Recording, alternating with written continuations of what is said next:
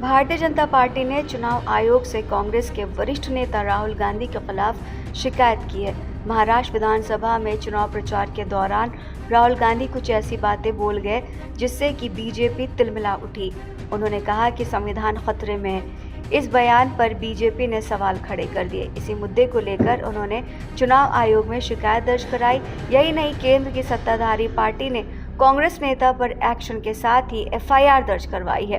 केंद्रीय मंत्री अर्जुन राम मेघवाल और बीजेपी महासचिव अरुण सिंह के नेतृत्व में पार्टी के एक प्रतिनिधि मंडल ने निर्वाचन आयोग में अधिकारियों से मुलाकात की और शिकायत दर्ज कराई। बीजेपी नेताओं ने चुनाव आयोग से मिलकर आदर्श आचार संहिता के घोर उल्लंघन के लिए कांग्रेस सांसद राहुल गांधी के खिलाफ कार्रवाई की मांग की।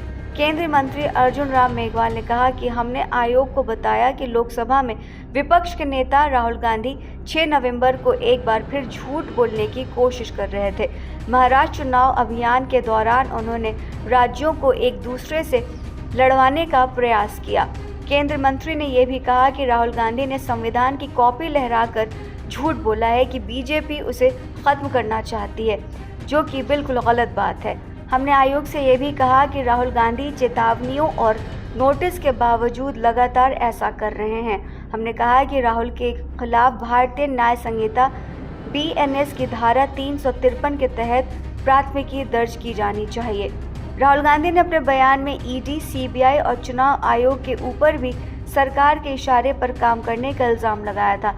राहुल गांधी के बयान का जिक्र करते हुए शिकायत में कहा गया कि राहुल ने अपने बयान में बीजेपी की ओर से चुनाव आयोग के ऊपर दबाव डालने की बात कही है। साथ ही ईडी और सीबीआई जैसी संस्थाओं का इस्तेमाल करके सरकार गिराने का भी आरोप लगाया था। बीजेपी ने अपनी शिकायत में राहुल गांधी के उस बयान का भी जिक्र किया जिसमें उन्होंने कहा था कि अगर आपको कहीं नौकरी पानी है तो आरएसएस की मेंबरशिप ले लीजिए, तो आपको कहीं पर भी नौकरी आसानी से मिल जाएगी। वहाँ पर यह भी नहीं देखा जाएगा कि आपकी काबिलियत क्या है या आपको क्या कुछ आता है या नहीं आता।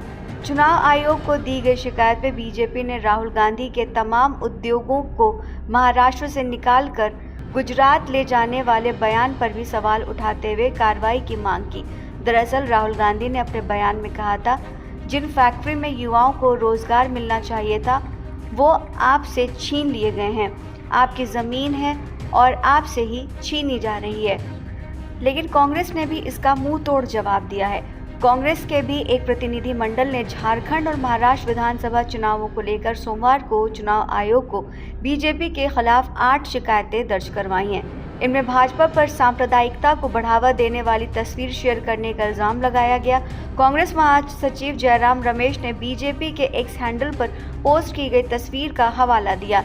जयराम रमेश ने कहा, तस्वीर में गलत तरीके से एक व्यक्ति को अनुसूचित जाति, अनुसूचित जनजाति और अन्य पिछड़ा वर्ग के लोगों को रिक्शे से बाहर निकालते हुए और एक धार्मिक अल्पसंख्यक समुदाय के व्यक्ति को उसमें बिठाते हुए दिखाया गया है। जयराम रमेश ने कहा कि इस तस्वीर के कैप्शन में लिखा है कि कांग्रेस के नेतृत्व वाली एमवीए का तुष्टीकरण का खेल जारी है। ये तस्वीर लोगों को एक विशेष धर्म के खिलाफ भड़काती है। चुनाव आयोग ने हमारी शिकायतों को वैध माना है। गौरतलब है कि लोकसभा चुनाव में महाराष्ट्र की 48 सीटों में से इंडिया गठबंधन को 30 और एनडीए को 17 सीटें मिली हैं। इनमें बीजेपी को 9, शिवसेना को 7, एनसीपी को सिर्फ 1 सीट मिली थी। भाजपा को 23 सीटों का नुकसान हुआ। 2019 के लोकसभा चुनाव से एनडीए को 41 जबकि 2014 में 42 सीटें मिली थीं।